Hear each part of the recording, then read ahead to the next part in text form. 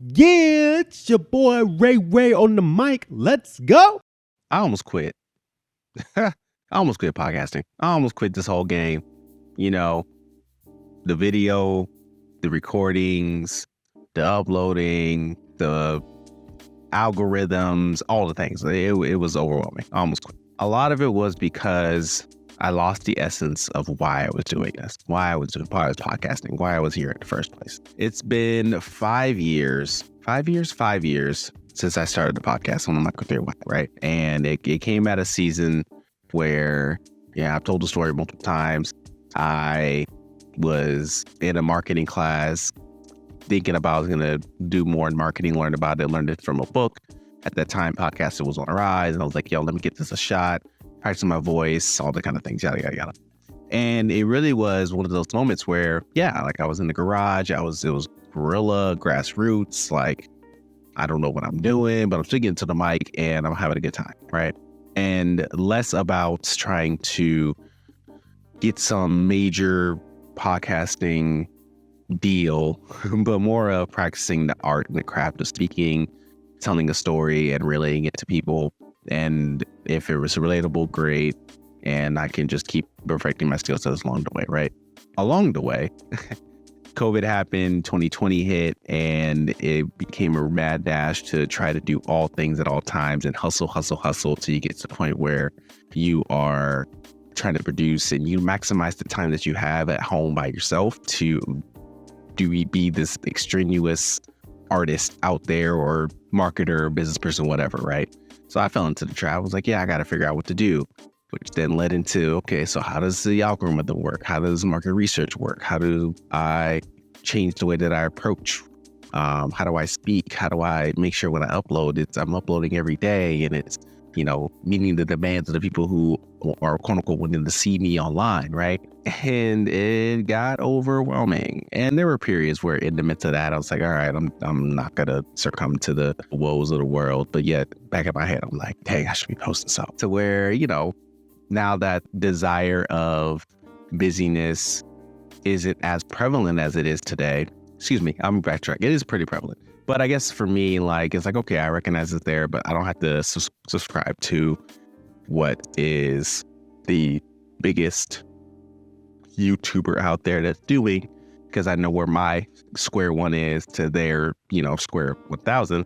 But there's still this level of, okay, but in my small pond, how am I growing and leveraging and maximizing my time and efforts and skill sets to meet the demands of the people that I'm trying to serve locally, right? Which became overwhelming. It became too much because became more of what is the next video that's going to expand my voice and to help serve the people that I'm looking to serve beyond just the art of it and the creativity of it. That was the initial start of my journey. I came across this creator on YouTube, speaking of, because I'm trying to build a habit of looking and learning from new creators online. This creator called Heinz. He seems like a chill dude, like real chill. And we'll probably consume more of his content later about just how he sees the world. But one of the videos talked a lot about how the content creation has become like a 9-to-5 trap, where you really feel like you're restricted of your creativity and your art to meet these demands and these standards that the algorithm has created or hustle culture has created or whoever, right? Like whoever they is, whatever they created, we are meeting those demands. And it's less about the art and more about the production of the art, right? And how that takes a lot out of the creators out there who are trying to just do it for the love of the game and less of the hustle of the game, right? And, we got to make a living. We got to do what we got to do. And I'm not saying I'm by no means at that status level, right? But I can understand, be on this level, how demanding it can be or the feeling of demand or the feeling like there's pressure there to execute at a certain level just to be relevant in this game.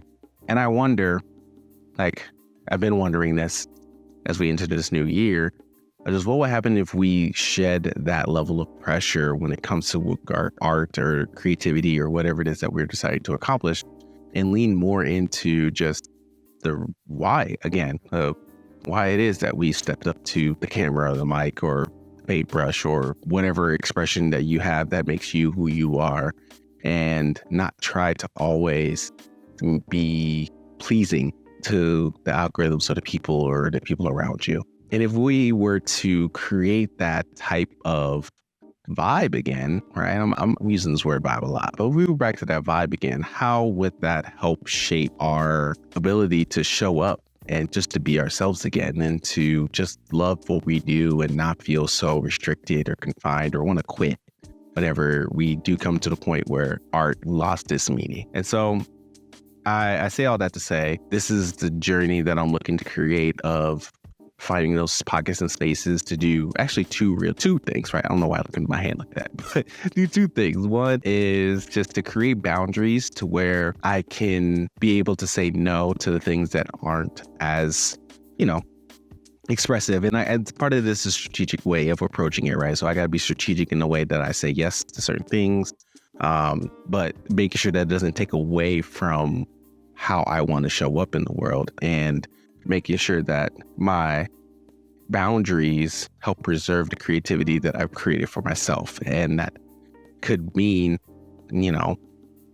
taking a moment and saying, you know what, from 9 to 10 p.m. is when I'm most creative. And I'm going to make sure I record during that time, right?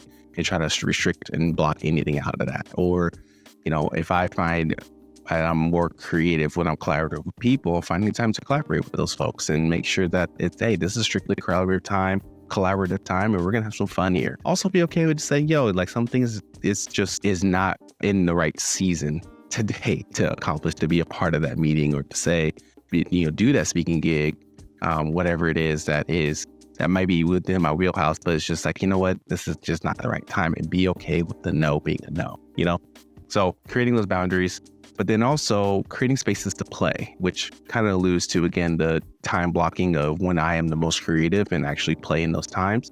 But then also to create activities where I don't have to produce it for the world. It can just be for me.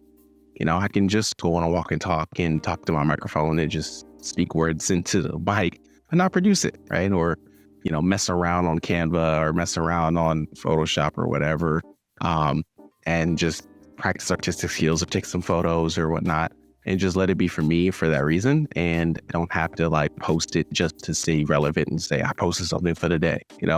I had to find that balance. I don't know what that looks like yet, but I know those are two things that I'm looking to implement more and more into this year as I approach it, and would hope that you all as creators in this world, that because I think we're all creators in some capacity, that you have your rhythms, you have your practices that you are practicing to help express that creativity. And while you do so, there's some external pressure. There might be some internal pressure that we're all experiencing to produce in a certain way, that you will know that you are more than what you produce, and you're more than your outcomes. You're more than your failures. You're more than your achievements and successes, right? That you're created, you're beautifully and woefully made, and that beauty is more than enough, and you don't need to do more than that. And that's a reminder I'm giving to myself. It's a reminder I'm sharing with you all as I'm thinking out loud. So let me know, what is that creative expression that you're planning on producing for yourself, not for the world, but for yourself. But if you do decide to produce it for yourself, it's going to make the world beautiful too. What does that look like? Get at me at Ray Devontae on all social media platforms. I'd love to hear what that is. And who knows, maybe we can share those beautiful expressions together. Continue to share your story with others, and I'll talk to you soon. Peace.